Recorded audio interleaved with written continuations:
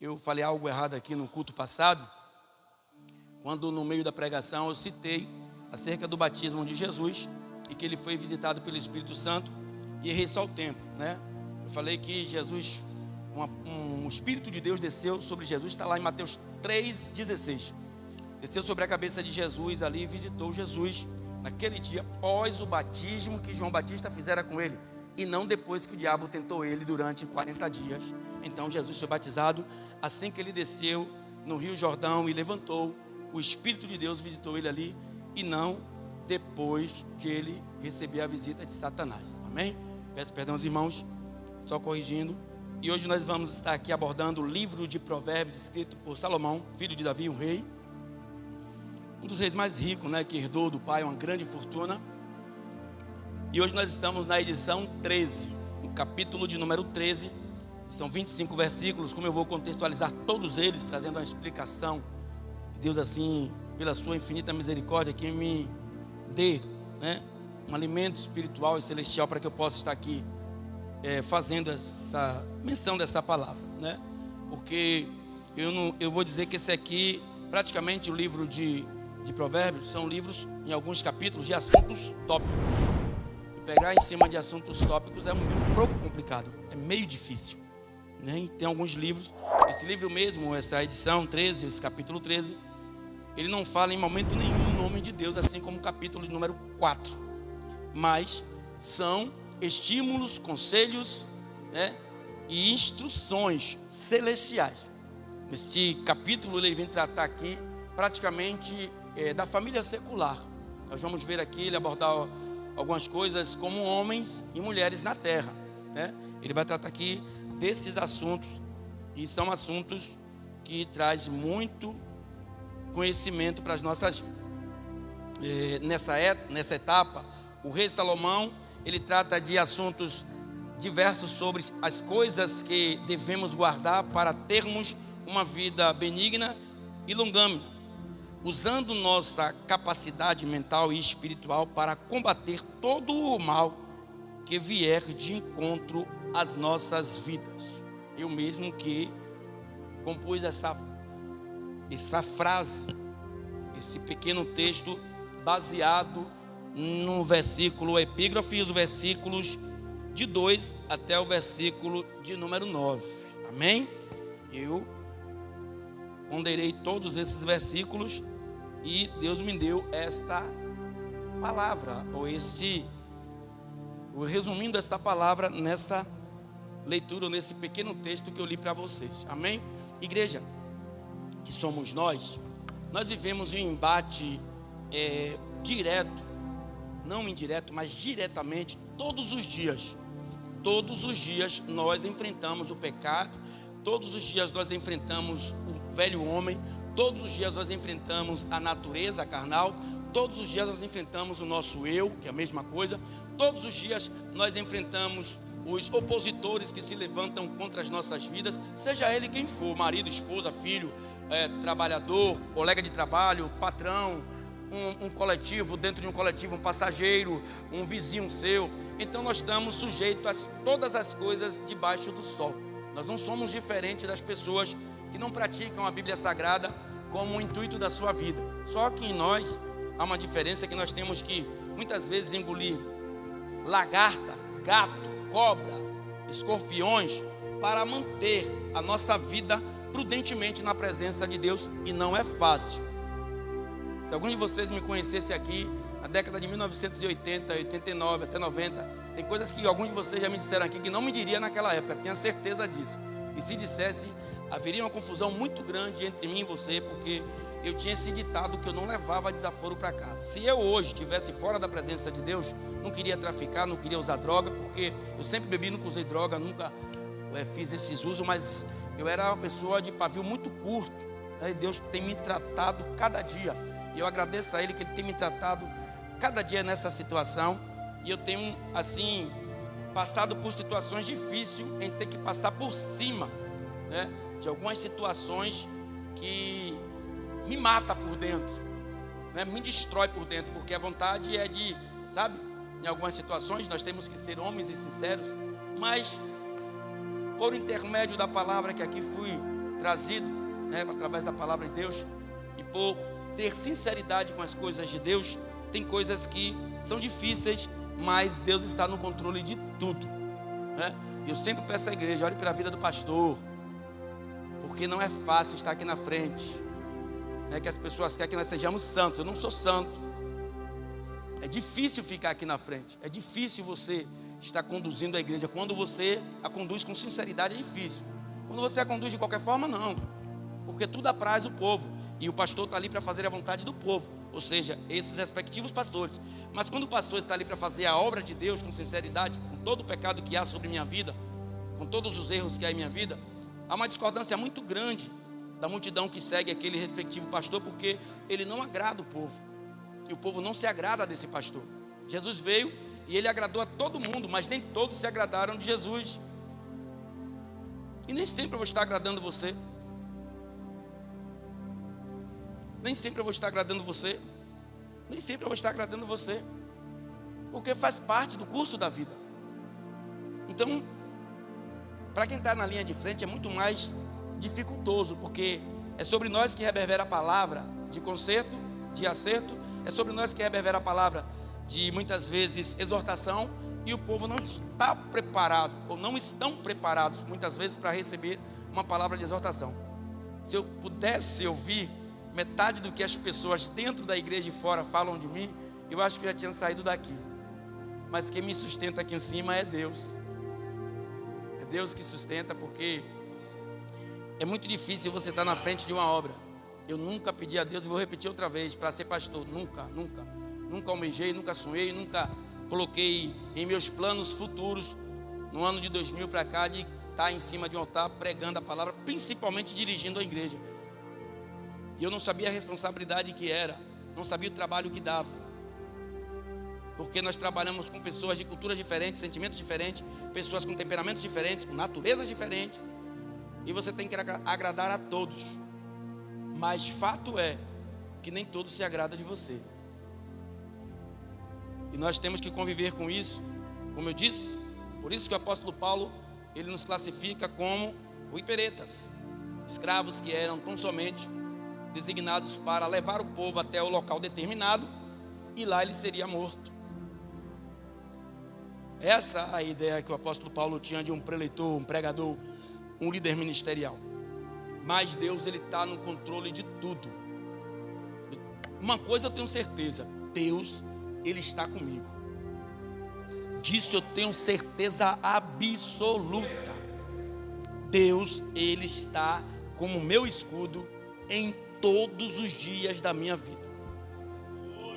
Eu tenho certeza disso. Se eu pudesse aqui, eu contaria vários testemunhos, mas se eu vou contar só um, no dia que eu cortei meu braço, passei por 4 médicos diferentes, dentre eles 2 cirurgiões, e eles disseram que eu ia perder o movimento dessa mão quando eu cortei com a maquita, que eu não ia mais ter esse movimento dessa mão, que eu ia ficar aleijado, que eu ia ficar coxo dessa mão, quando eu cortei esse braço.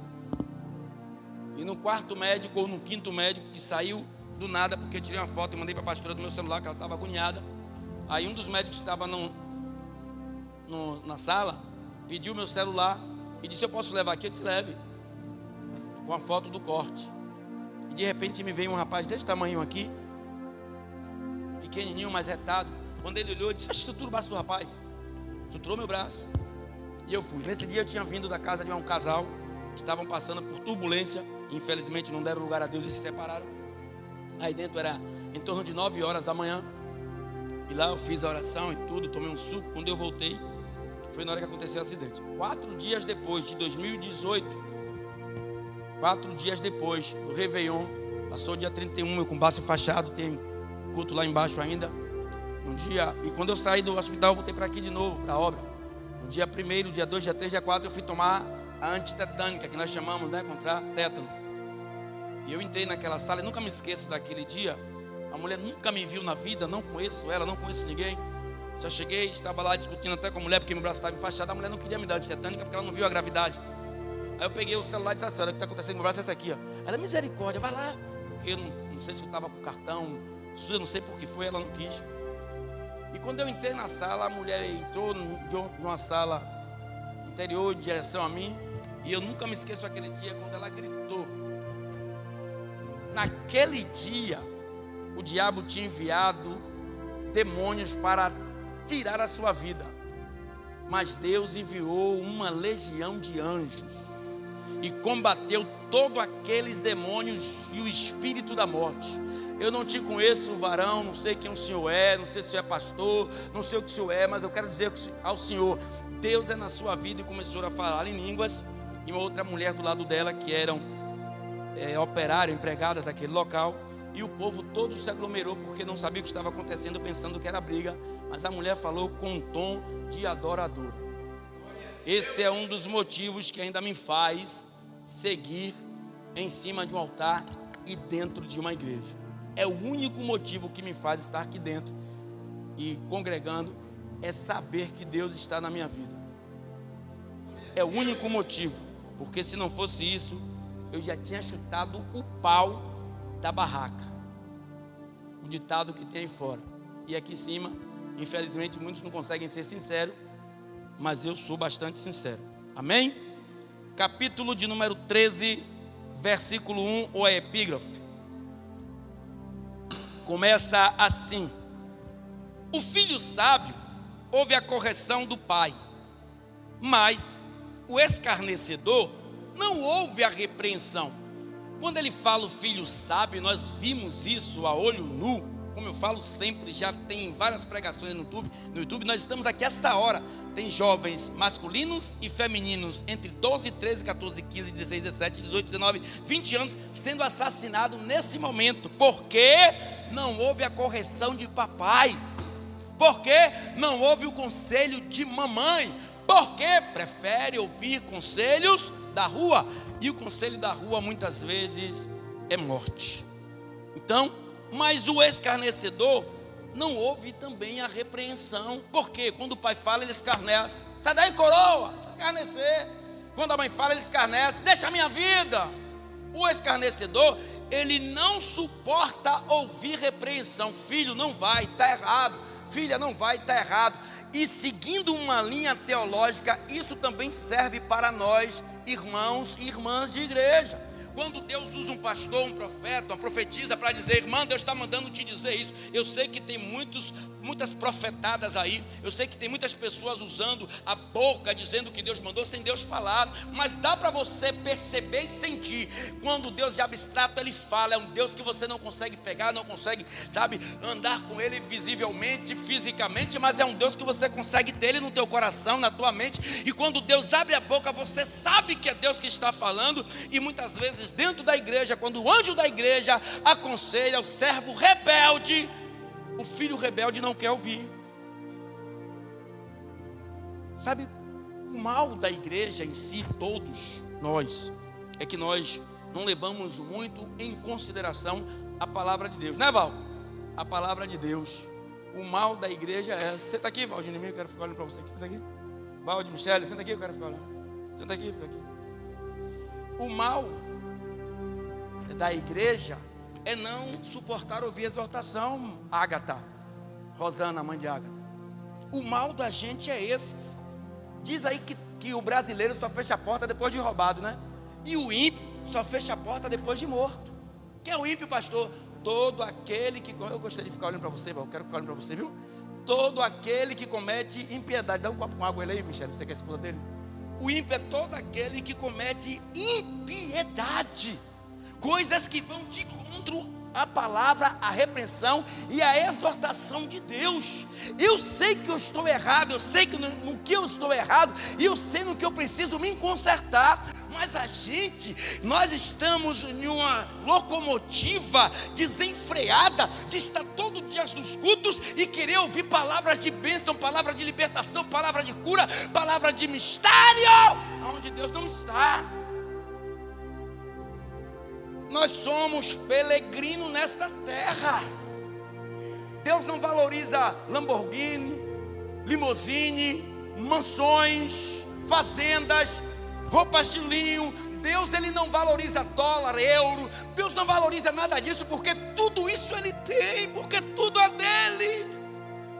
Tudo foi criação de Deus.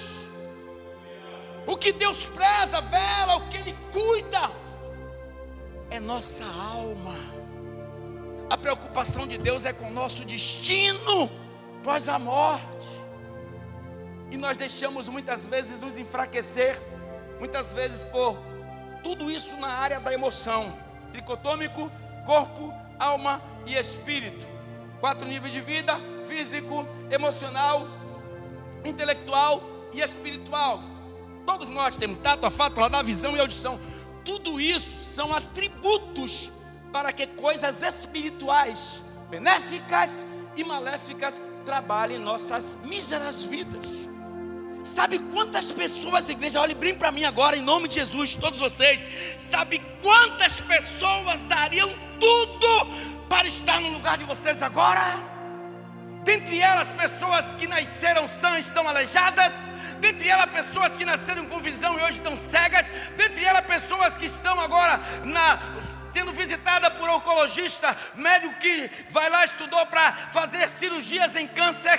Das pessoas que estão lá na Aristide Maltês com câncer em várias partes do corpo. Quantas pessoas, sabe, que estão agora nos presídios, nas cadeias públicas, que não daria tudo para estar em seu lugar,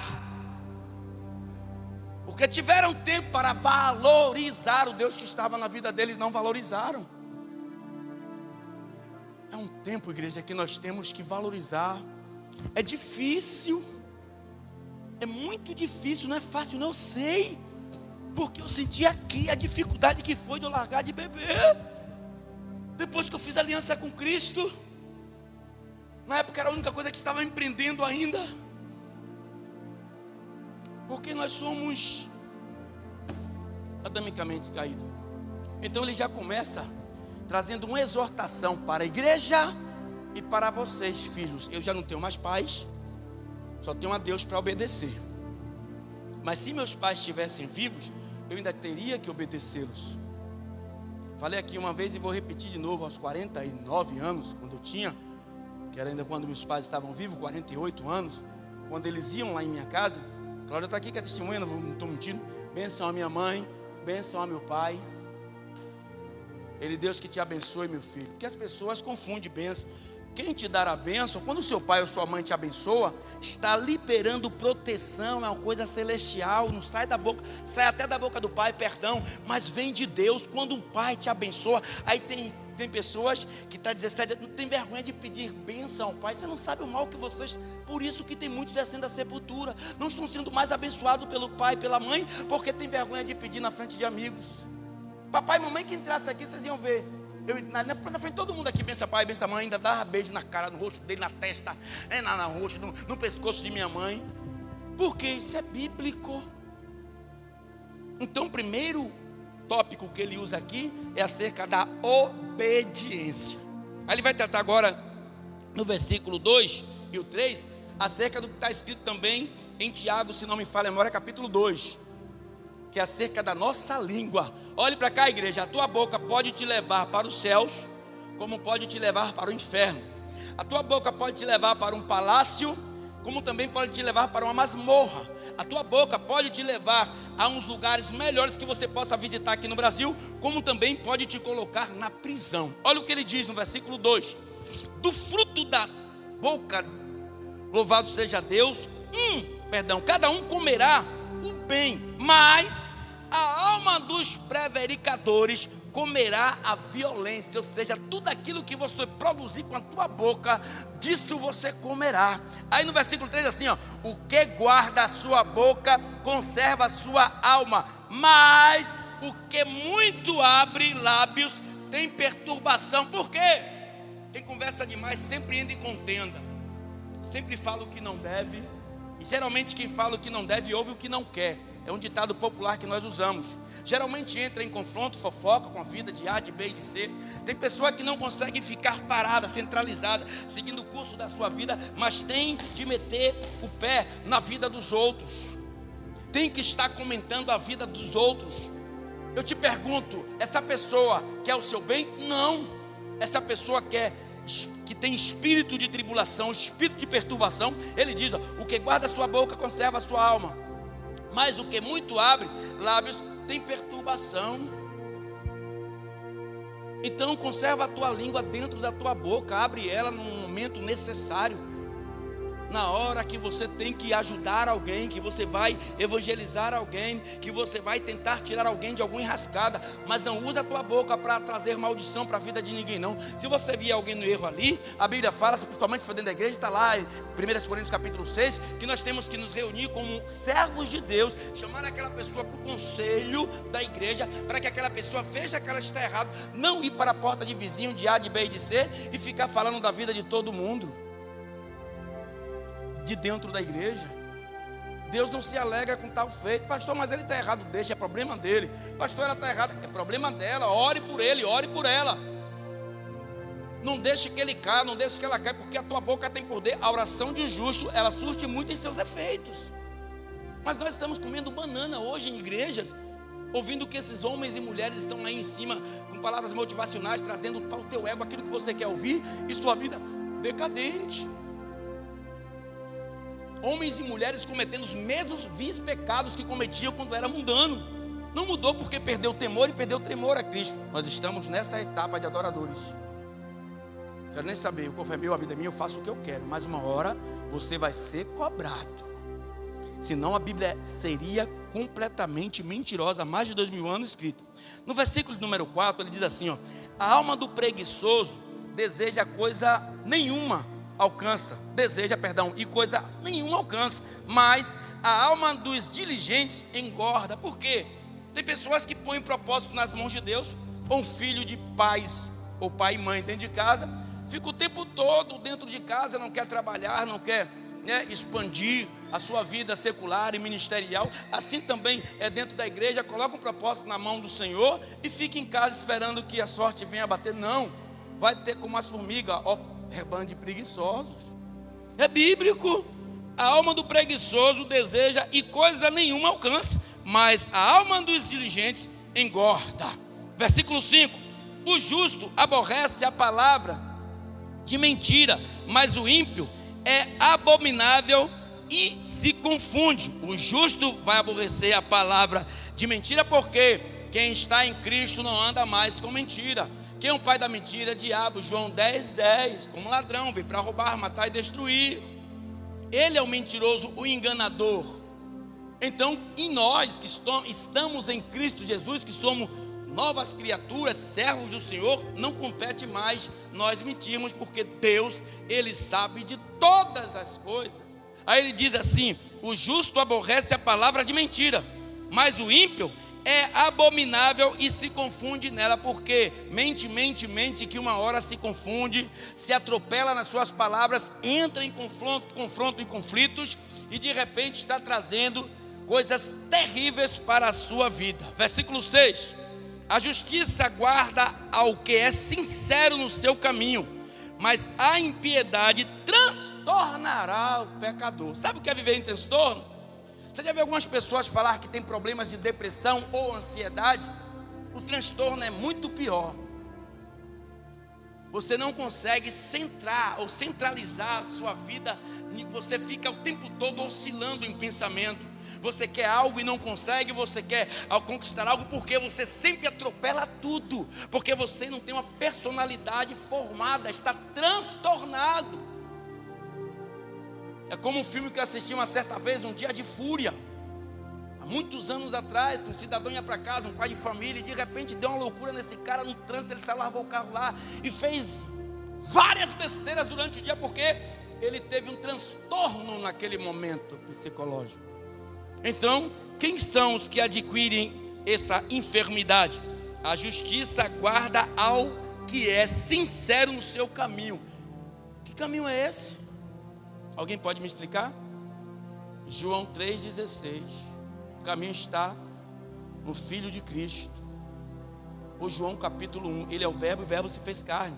Andar no caminho, ele diz: eu sou o caminho, a verdade e a vida. Então, o caminho, a justiça guarda o que é sincero no seu caminho, mas a impiedade transtornará o pecador.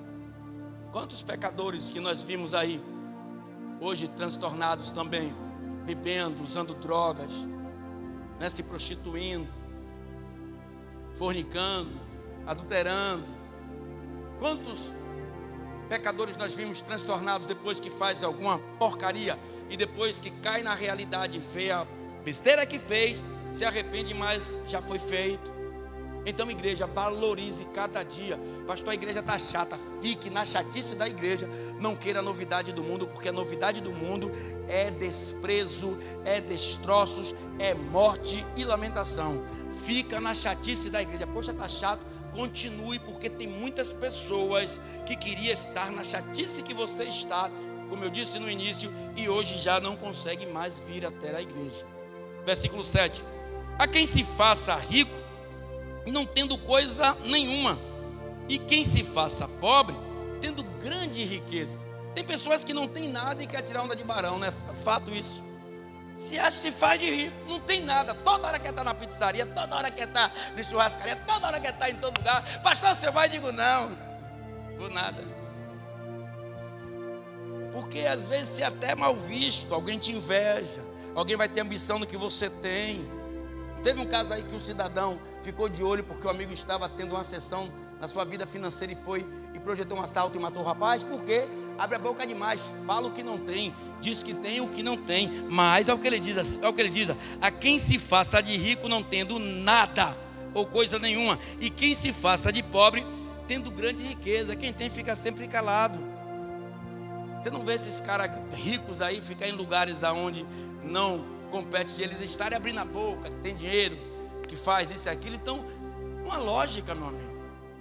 Principalmente nós que não temos, temos que ser sinceros. Não tenho, porque eu tenho que dizer o que eu tenho, aquilo que eu não tenho. Todos nós aqui vivemos essa realidade de fazermos o quê? Segurar a nossa vida conforme nossa necessidade e o modo que nós podemos viver. Ou aquele velho ditado: eu não vou pôr o chapéu aonde a mão não alcance. Aí pega um cartão de crédito, muitas vezes emprestado do irmão e da irmã. Já vi muita gente sair da igreja por causa disso. Aí pega um cartão de crédito do irmão, rapaz, meu cartão de crédito, e não sei o quê, pega o cartão do rapaz, passa lá, compra a roupa de Natal toda. Quando chega em janeiro, já é carnaval, ou fevereiro, perdão, não tem dinheiro para pagar o cartão da pessoa e fica lá com a cara: ah, porque me apertei, porque, ou então assim pedindo dinheiro emprestado. A Bíblia diz que nós temos que ter para emprestar e não pedir emprestado. É nisso que nós temos que viver. Sermos servos de um Deus que é o dono do ouro e da prata. Essa é uma palavra que não agrada muito a igreja em ouvir, mas é uma palavra doutrinária, é uma palavra de aprendizado para a vida secular, para que nós não tropecemos em coisas que não vão nos dar felicidade e sim tristeza.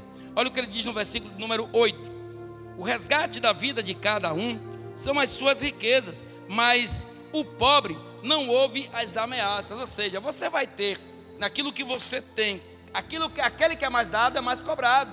O resgate, aquilo que você vai trazer como um resgate da sua vida, são consequências das coisas que você angranjeou para as suas vidas. Mas o pobre não ouve as ameaças. Não tenho nada eu tenho que temer. Então não vou ouvir ameaça de ladrão, de pessoas que fazem sequestros, relâmpagos, porque eu não tenho nada. Eu estou em paz com Cristo. A minha riqueza, ela está no trono da graça. A minha riqueza e a sua riqueza maior é a nossa alma contrita com Cristo, para que num grande dia de Deus, nós venhamos alcançar o reino de Deus. Versículo de número 9: a luz do justo alegra, mas a candeia dos ímpios se apagará. Não tem as 5 virgens imprudentes e as 5 prudentes, ou as 5 nércias? Porque o nosso fogo, igreja, ele tem que ser baseado e feito com lenha. E tem muitas pessoas com fogo de palha. Eu vi tantos chegarem aqui na igreja cheio de ideologia, cheio disso, cheio daquilo que eu vou fazer, vai acontecer. Olha, de hoje que o fogo de palha se apagou e já...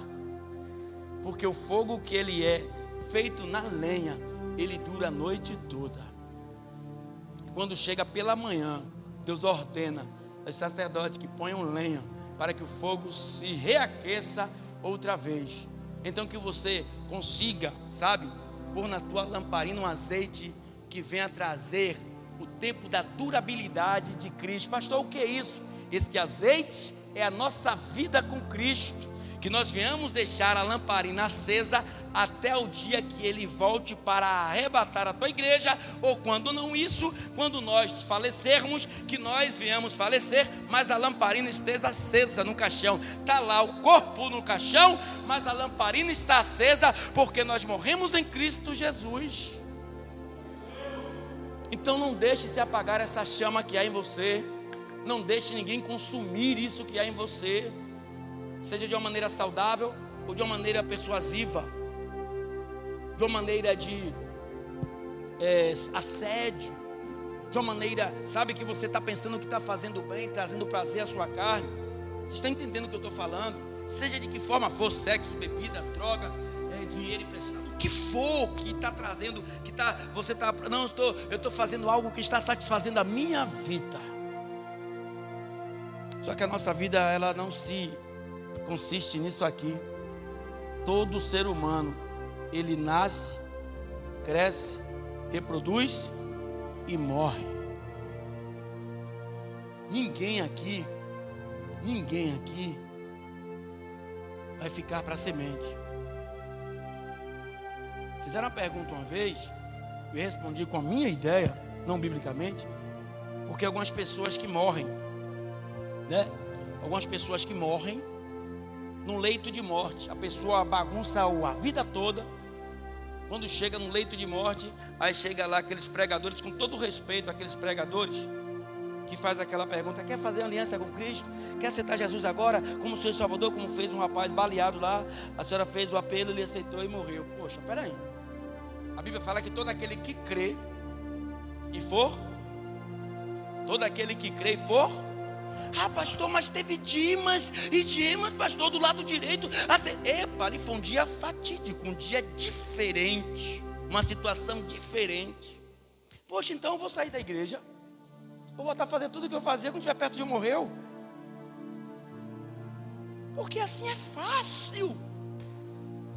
Imagina que todo mundo pensar assim: não, eu vou aprontar o tempo todo, na hora que eu estiver no leito de morte eu faço aliança com Cristo. Ei, todo aquele que crê e for, Jesus se batizou, quem somos nós para não nos batizarmos? Não, pastor, se Deus está vendo, meu amigo, Deus deu a vida a toda criatura para que se arrependesse. Aí eu vejo tanta gente, não, mas naquela hora ali eu vi que fulano aceitou, Beltrano. É bom deixar, né, para o coração ficar mais calmo, mas a realidade é outra. Aí você vai chegar, capítulo 20, versículo 12, se não me falha a memória, né, de Apocalipse. O livro mais integrante de Apocalipse é o 13, mas o capítulo 22, se não me falha a memória, fala o quê?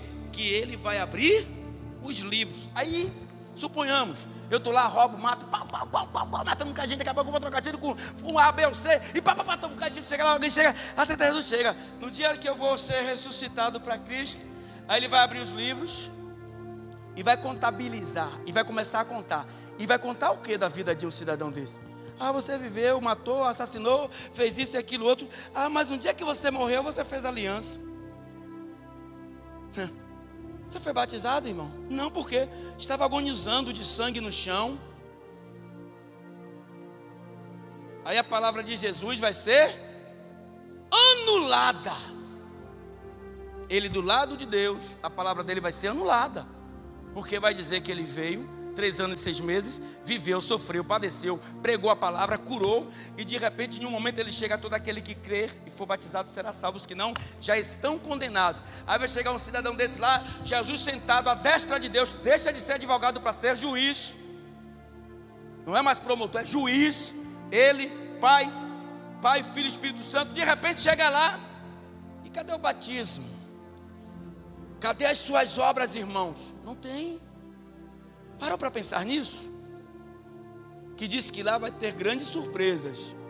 Não sei se boas ou ruins. Vai haver grandes surpresas naquele dia. Então nós andemos com a nossa lamparina acesa. Pastor, a lamparina está pela misericórdia, pastor. Está assim, ó.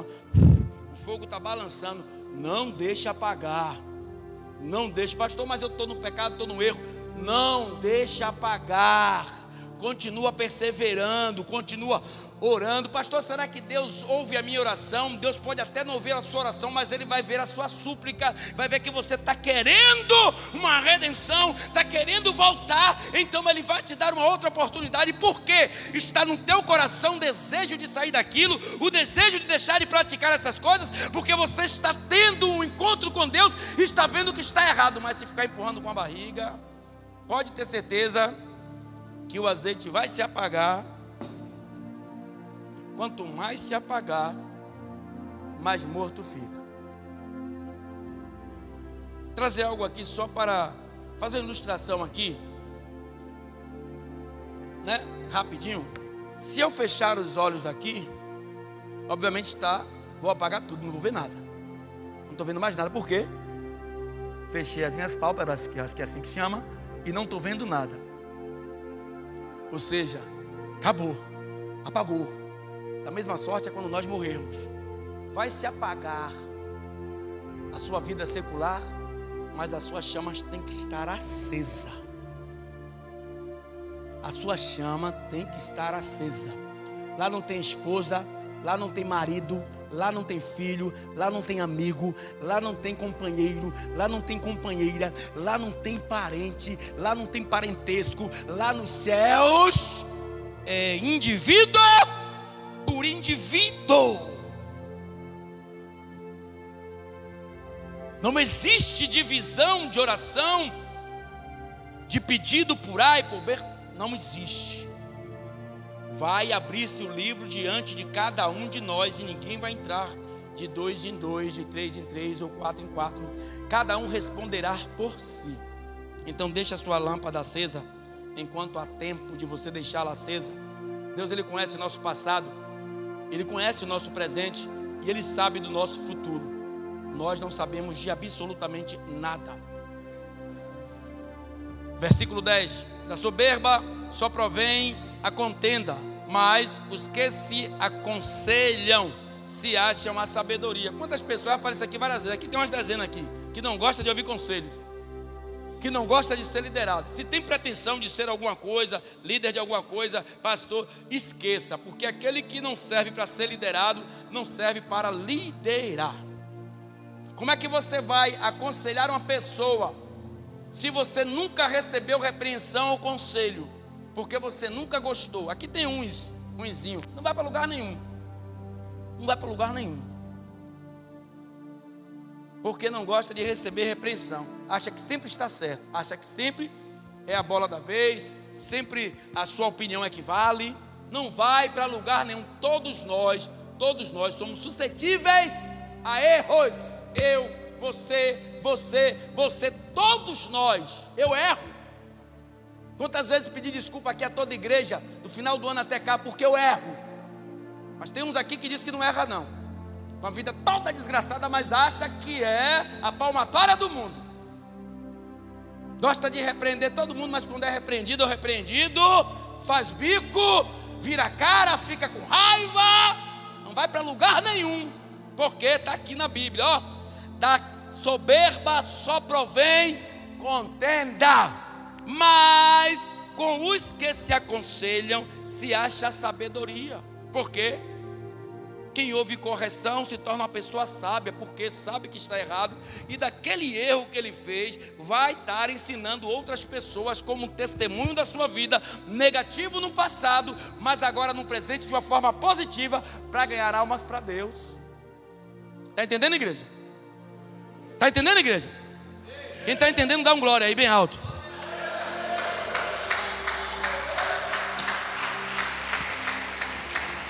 Versículo 11: a fazenda que procede da vaidade, diminuirá, mas quem ajunta pelo trabalho terá aumento. Tem pessoas que têm um crescimento enriquecedor ilicitamente, roubando o que é dos outros, metendo a mão no que é dos outros, sua vaidade, não querendo trabalhar, não querendo fazer, sabe? Fazendo bode. Uma coisa que meu pai ensinou, nunca me esqueci. Quando eu fui para o meu primeiro trabalho, ele disse: olha, vou lhe dar aqui algumas instruções como pai. Não pegue nada da empresa, porque eles colocaram aí um rótulo de bode. Bode é sinônimo de roubo. A partir do momento que você pega uma coisa que não é sua, imagina você na presença de Deus.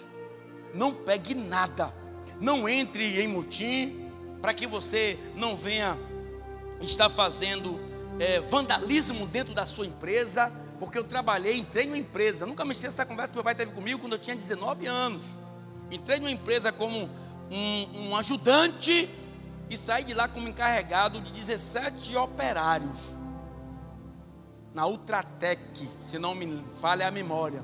Porque as pessoas saíam com chave de fendas, com alicate, saíam com as ferramentas com furadeira, e ele saía sempre com a mochilinha dele vazia. Porque nele estava a honestidade, a sinceridade e a prudência. Então ele me ensinou isso, e eu aprendi isso. Aprendi e trouxe para os dias de minha vida, para que o diabo não me acuse dessas situações, porque pecado nós já temos muito, e não podemos trazer mais para destruir a nossa vida por inteiro. Amém? A esperança demorada, eu vou adiantar um pouquinho, enfraquece o coração, mas o desejo chegado é a árvore de vida. Amém? Salmos 40. Esperei com paciência no Senhor. Aqui dá, né, um indício dos Salmos 40. As pessoas pregam Salmo 40 errado, como se ele fosse receber ainda a bênção. Quando ele fala, esperei com paciência no Senhor, ele está dizendo que esperou com paciência no Senhor. Ele ouviu o meu clamor e se inclinou, ou seja, já tinha recebido a bênção. Olha o que ele está dizendo aqui, ó. A esperança demorada, aquele que fica ali perseverando, enfraquece o coração, porque muitas vezes ficamos tristes, amargurados, ficamos muitas vezes, desmotivados, mas o desejo chegado é árvore de vida. Vida simboliza a alegria, nascimento, conquista, início. Então, segura aí, está demorando, mas vai acontecer. Está demorando, está fraco, continue. A alegria do Senhor é a nossa força. Eu sei, mas o apóstolo Paulo diz que quando a gente se considera forte, é aí que a gente está fraco. E quando a gente se considera fraco, é aí que a gente está forte. Porque quando Deus vê você perseverando, fraquinho ali, mas ainda orando, intercedendo, na esperança demorada, enfraquecendo o coração, aí ele diz: agora eu vou conceder o desejo do seu coração e vou dar a você a árvore da vida. Versículo 13. O que despreza a palavra perecerá. O que despreza a palavra morrerá. Perecerá, o mesmo que morrer. O que despreza a palavra perecerá. Mas o que teme o mandamento será galardoador. Vai receber o galardão de Deus. Mas o que ouve a palavra e não dá valor, quem ouve a palavra e não pratica, a Bíblia diz, não sou eu, o que despreza a palavra, esse perecerá, esse morrerá. Mas o que teme o mandamento, que é a mesma palavra, será galardoador. A doutrina do sábio é uma fonte de vida para desviar dos laços da morte. A doutrina, agora ele fez o único sem comparação. Todos os outros anteriores foi comparação, mas o 15 ele vai trazer só uma palavra motivacional. Mas aqui é uma palavra motivacional na Bíblia, não algo criado pelo homem, como eu vi o rapaz falar e coloquei aí que as pessoas ficam criando, passarinhos, né? As flores para trazer, não. Agora essa palavra motivacional é uma palavra vinda da boca de um único homem, do único homem que tem sabedoria. Versículo 14, a doutrina do sábio é uma fonte de vida para desviar dos laços da morte. O bom entendimento da graça, mas o caminho dos prevaricadores é áspero. A doutrina do sábio é a fonte de vida para desviar dos laços da morte. O bom entendimento da graça, louvado seja Deus, da graça, mas o caminho dos prevaricadores é áspero. Todo prudente age com conhecimento, mas o tolo espraia a sua loucura. Todo que tem prudência, todo aquele homem que, como eu falei há poucos instantes, que Deus está me lapidando a cada dia, como eu agia ignorantemente, erroneamente, imprudentemente, anteriormente, hoje Ele está trazendo em minha vida uma forma mais prudente de viver, uma forma mais concisa com Deus, para que nós não venhamos nos pegar nos mesmos erros. Amém? Todo prudente age com conhecimento. Onde é que nós adquirimos conhecimento? Na palavra. Mas o tolo espraia a sua loucura. Um mau mensageiro, olha o versículo 17, um mau mensageiro cai no mal, mas o embaixador fiel é saúde. Eu falei na estante, faz um análogo àquilo que nós falamos anteriormente, que a tua língua, ela pode produzir vidas, como também pode produzir morte. Depende de que maneira chega aos ouvidos de outras pessoas. Igreja, não crie contenda com ninguém. Fala assim de uma maneira desnecessária, porque todos nós vamos ter conflito. Isso é fato.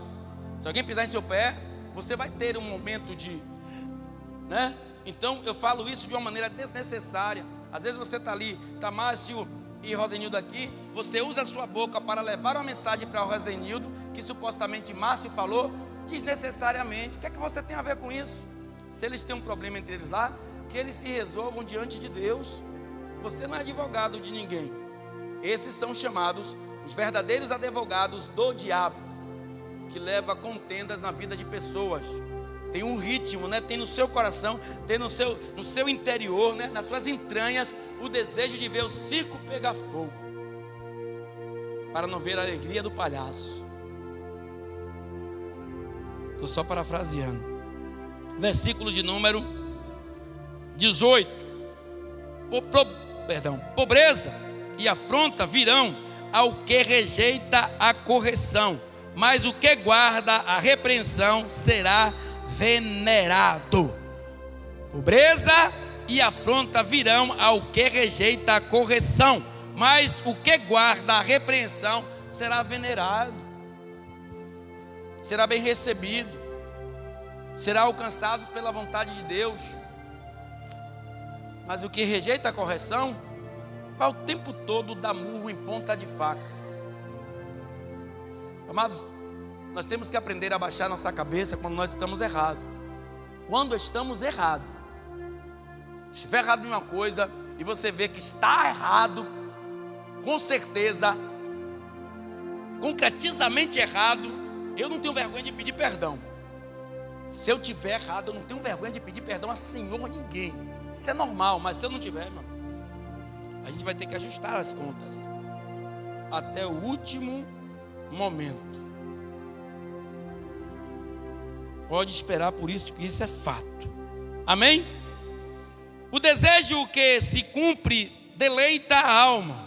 O desejo que se cumpre deleita a alma. Aparte-se do mal, louvado seja Deus, apartar-se do mal, é abominação para os loucos. Ou seja, aquelas pessoas que não têm uma vida centrada na presença de Deus, que vivem dissolutamente, que não tem amparo com nada, que não tem um Deus sobre a sua vida, que vive loucamente, que vive desvairadamente, aquele homem ou aquela mulher nunca vai se agradar ou ter uma familiaridade com você. Por quê? Olha o que ele diz: o desejo de que se cumpre deleita a alma, mas aparta-se do mal, é abominação para os loucos.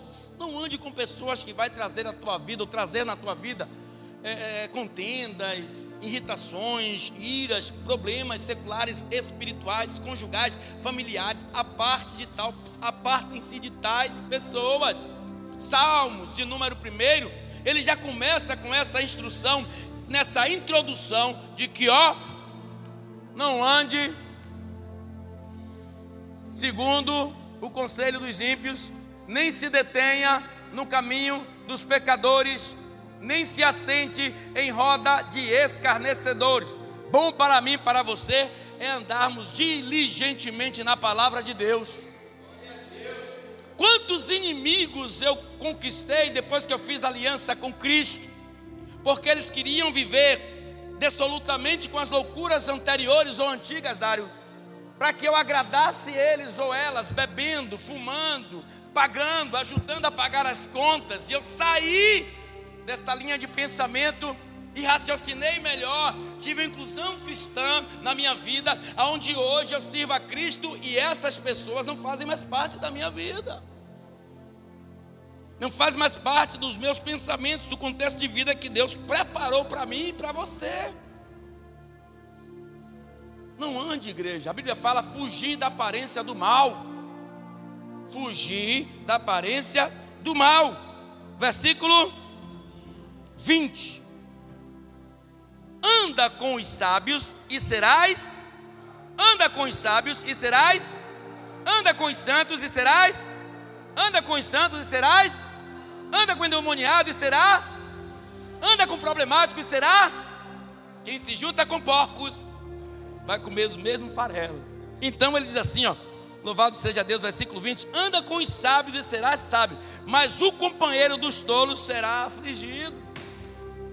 Aí às vezes as pessoas estão vendo que aquela amizade não está trazendo bons frutos, não está trazendo uma vida legal. Rapaz, aparte-se. Talvez não seja pela pessoa em si, mas pelo mal que há na pessoa, um espírito negativo ou de negatividade está trazendo para a sua vida coisas horrendas e você não está percebendo. Não está tendo uma ascensão na sua vida, não está tendo conquista na sua vida, não está tendo, sabe, uma novidade benéfica na sua vida. Não está desempregado, está tendo problema conjugal, está tendo problema com vizinhança, está com roupa, não tem dinheiro para comprar roupa, não tem dinheiro para comprar comida, e está insistindo em andar com essa pessoa. Faz só um teste por exemplo, um teste só de um tempo, se afasta para ver. Eu já tive isso na minha vida. As pessoas com espírito de negatividade está afundando a minha vida. Depois que eu me separei, Deus ele começou a me abençoar. Pastor, isso não tem na Bíblia não. Não tem não, pastor. Não tem não, me mostre, pastor. Abraão e Ló. A Bíblia vai dizer que depois que Ló escolheu as Campinas, Deus começou a abençoar a vida de Abraão. Porque Deus chamou Abraão e a sua esposa. Não Abraão, sua esposa e seu enteado, filho do seu irmão. Chamou Abraão, foi o que aconteceu. Deus, separou. Porque não estava solidificada a amizade, não estava uma amizade saudável. Os trabalhadores estavam brigando, estavam havendo contenda. O que foi que Deus fez? Permitiu que eles se separassem. Versículo 21, para adiantarmos. O mal perseguirá os pecadores, mas os justos serão galardoados com o bem. O mal perseguirá os pecadores, mas os justos serão galardoados com o bem. Isso é nítido, fato, não precisa nem explicar isso, né? Não precisa nem explicar. Versículo 22. O homem de bem deixa uma herança aos filhos de seus filhos, ou seja, neto, mas a riqueza do pecador é depositada para o justo. Amém? Qual é a nossa maior riqueza na terra? Jesus. A minha maior riqueza na terra, Leandro, é Jesus. Apesar de eu não ver, como eu disse em Salmos 23, está escrito errado, né? Está lá na primeira linha de Salmos 23, o Senhor é o pastor e nada me faltará. Não, o Senhor é meu pastor e de nada tenho falta. Essa é a pronúncia certa. No grego e no hebraico, o Senhor é meu pastor e de nada eu tenho falta. Porque a minha maior riqueza aqui na terra é Jesus. Porque pode faltar tudo, mas no dia da eternidade, Ele não pode faltar. Então eu não tenho que plantar riquezas aqui na terra, de onde eu não vou poder produzir frutos eternamente, mas eu tenho que crer em Jesus. Ou seja, aí tem pessoas que não adotam Cristo como Senhor e Salvador. Aí, louvado seja, a sua riqueza maior, que era buscar a Cristo, deixou para mim, e a sua herança vai ficar nas minhas mãos, hipoteticamente falando. Versículos 23.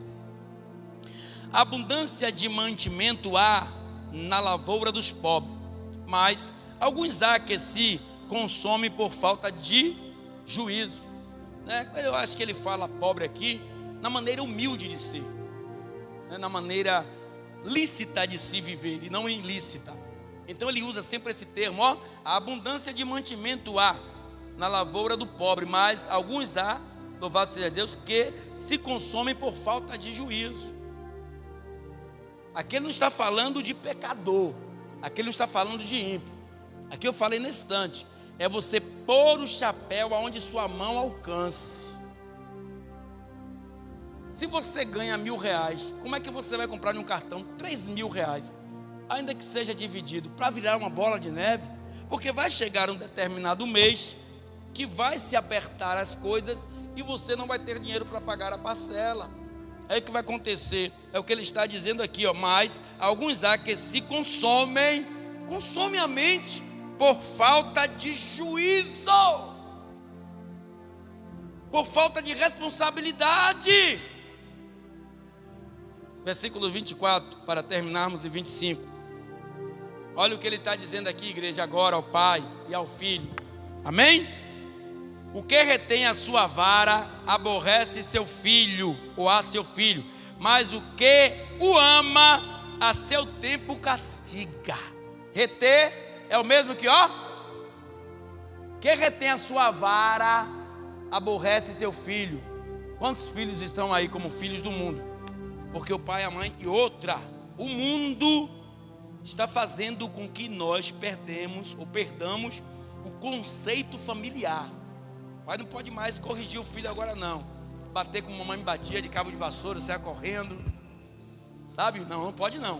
O pai não pode mais bater no filho, porque se um vizinho ouvir, liga para a polícia vem e prende o pai do menino, o menino depois dá para a marginal. E eu quero ver o vizinho que ligou para a polícia, agora tem que ligar para a polícia, para ligar dizendo que o menino está roubando a casa dela. Porque quando o papai queria corrigir, não pode mais. Mas olha o que a Bíblia nos ensina. Tem tantos meninos lá, jovens, que moraram comigo, hoje são trabalhadores, pais de família, que o pai pegava, sentava no reio. Era com aqueles coisas de cara, como é? Aqueles galhos de araçás, de goiaba, aquele negócio que batia em jegue, e lá pro cipó caboclo na sua, lapo. E hoje estou aqui. Hoje, se a mãe bater no filho, não vou dizer aqui que o cara venha corrigir o filho com murro no ouvido, que aí também não aceito. Que uma certa vez, tem anos, igreja, não era crente não. Certa feita, a gente entregando material de construção, a menina saiu correndo do tamanho dele aqui, correndo, e o cidadão, aquelas varas que fazia a casa de taipa, que é mais velho sabe, aquelas casas de taipa que faziam, não tem aquelas varas? Meu amigo, o cara veio de lá pra cá, atrás da menina, assim parecendo o Rosivaldo, e ali no Osório, Vilas Boas, ali em Brasil Gás, subindo ali, estava Evalmir Terengo, Deus desacertou todo ele, descarregando o carro com uma ressaca terrível.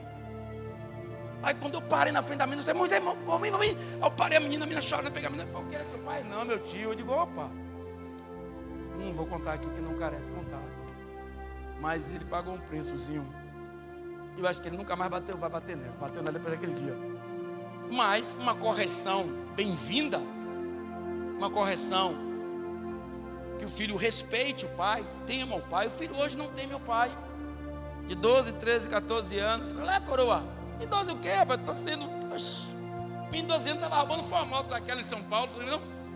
Aí nem aguentava com a moto, caiu, arrombaram lá uma loja lá, uns 4 meses atrás, 5 deles mais ou menos, cada um pegou uma moto tão pequeno, que não aguentava com a moto. Por quê? O pai não corrigiu em casa. Então, ó, induz o seu filho o caminho que se deve, para não serem corrigidos pelo mundo. Final, versículo 25, para finalizar. O justo come até que a sua alma fique satisfeita, mas o ventre dos ímpios terá necessidade. Amém, igreja? Igreja, considere algumas palavras, eu sei que não vamos considerar todas elas, em todos os 25 versículos, que não tem nada a ver todas elas com uma pessoa só, é impossível. Mas considere naquilo que você disse assim, poxa, isso aí tocou aqui algo em mim, que eu me lembrei agora que eu pratico, que eu faço, que eu preciso neutralizar. Pede a Deus força para que Ele neutralize da sua vida. A igreja verdadeira, ela é feita para propagação da palavra. Jesus, quando ele veio na terra, e isso ficou como um dia marcado, para que nós venhamos entender como a palavra, ela confronta. A palavra confronta. Confronta, e como confronta? Curou aleijado, cego, coxo, surdo, mudo, expulsou o demônio, fez 5 pães e 2 peixinhos se transformar para alimentar mais de 5.000 pessoas, todo mundo atrás dele. As embarcações já chegavam na Galiléia, em Cafarnaum, em Genezaré, antes de Samaria, antes de Jesus chegar, já estavam todos lá. Vem ele que transforma, vem ele que cura. Aí Jesus para em determinado momento no monte, e aí foi igual no dia que quiseram meter uma pedra na mulher adúltera, aqueles, vocês aí que não tem pecado, que atire a primeira pedra. As pedras foram se enrolando, não ficou? Igualzinho. Quando ele começou a exortar aquele povo, o povo foram todo embora. Uma quantidade imensa, entrando nos seus barquinhos. Não quero ouvir isso não, não quero ouvir isso não, não quero ouvir isso não. Todos eles foram embora. Só ficou com Jesus os discípulos. E ele olha para os discípulos e diz: vocês também não vão não? Pedro, como sempre, se antecipava: para onde nós iremos, se o nosso propósito não é terreno? Parafrasear, se a nossa ideia, a nossa vontade não é terrena, é eterna. Para onde nós iremos, se só o Senhor tem a palavra de vida eterna? Fica de pé.